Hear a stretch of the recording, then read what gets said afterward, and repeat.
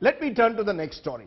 Because the CBI today has lost its face in the additional spectrum allocation case, as has the former UPA government of Manmohan Singh. The Supreme Court today threw out a case against former telecom secretary Shyamal Ghosh.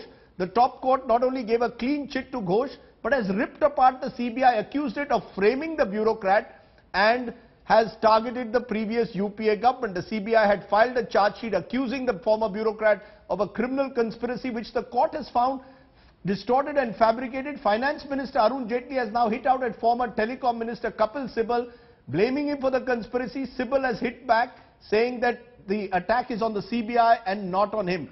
I'm going to raise a fundamental question today. Who will compensate an honest bureaucrat who had to face disgrace?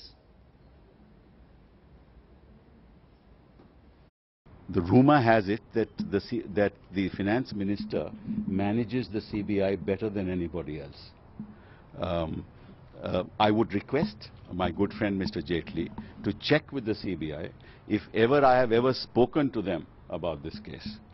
The fact of the matter is I myself learned about the prosecution reading it from the newspaper. So Mr. Jaitley seems to be living in a world of his own, in a world of make-believe. I want to go at this moment to Shyamal Ghosh, the former telecom secretary, because I believe today an honest bureaucrat needs to speak up. Sir, first of all today, after what the special court has said, not the Supreme Court, the special court in the 2G scam, saying the case was framed and fabricated against you, what would you like to say today to us? Does this mean that you were in a sense targeted by the previous UPA government to settle scores with the NDA? Well, this decision was of the trial court, as you pointed out, Rajdeep, and not of the Supreme Court. Yes. It was at the stage of whether charges should be framed or discharge should take place. And the court decided today that this case should not be carried on further and has discharged those who were accused, including me. Now, the basic theme of what has happened is, it relates to a period when the new telecom policy of 1999 was being implemented. I was the secretary of the department from February 2000 to May 2002, and this case is, the charge sheet was filed against me in 2012. That's nearly a decade after I retired.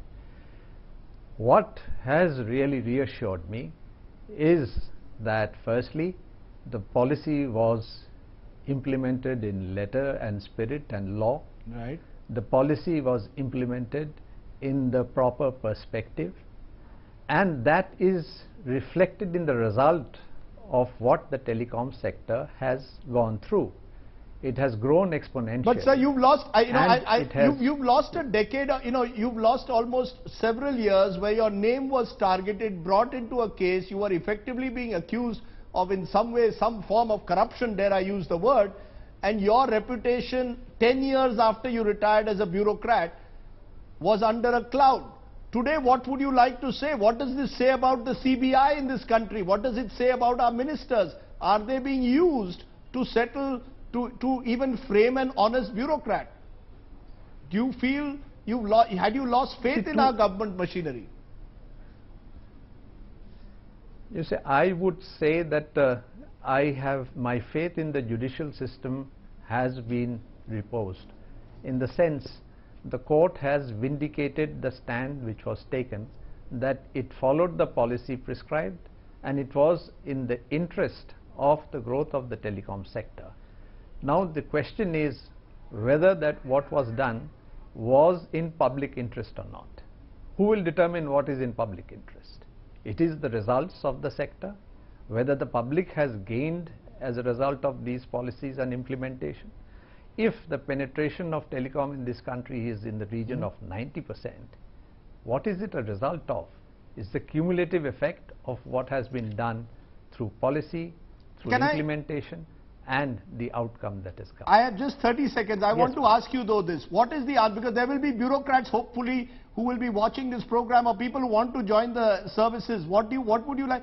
Can an honest bureaucrat therefore be framed for framing what he believes at that moment is an honest policy, because subsequently a government believes that the policy was flawed in some way? Do you believe honesty and honestly framing a policy also can today get you into trouble? I would again revert back to my original statement saying that the decision given by the trial court will certainly increase the level of comfort of the bureaucrats. Okay. That there is a greater authority under the constitution of this country which can oversee what has been done by the executive, by the prosecution agencies, and ultimately is the judiciary which will have to come to a judicious decision. So that will be a level of comfort which the bureaucracy would like to take from this decision. I'm going to leave it there. I think maybe I was expecting you to lash out, but I'm surprised that there is no anger in you. And I think that speaks well, that despite all that has happened, there wasn't a trace of anger that I detected today in the way this case has gone. I appreciate, Shyamal Ghosh, you're joining us and telling us on a day when the special court has delivered that judgment.